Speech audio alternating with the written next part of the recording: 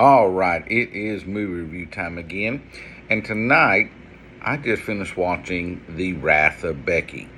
Now, let me say first, I did not know that this was a sequel, and you're going to say, well, how'd you watch that? And I didn't have a clue. I was looking for something to watch. It looked interesting. You know, it gives a little bit, like a little bit of background, so it wasn't like totally lost. I didn't feel like, oh, there's something missing, but it is actually a sequel to a movie titled Becky from 2020. So I'm going to have to at some point go back and watch that.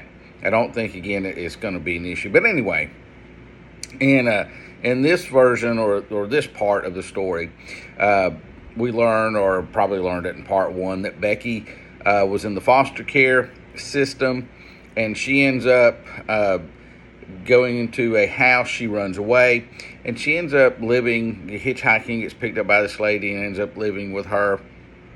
And she works at a restaurant, and some unsavory people come in. They're there in the town to attend a rally, and she has some issues with them. They ended up following her to where she lives, and they end up killing the lady that she lives with, and they take her dog. Does that not sound like another movie with, an animal? And so, of course, she's going to enact her revenge. And so this is basically a revenge movie. You've taken my animal, you've killed somebody I love, and so I'm going to deal with it. And, I liked it.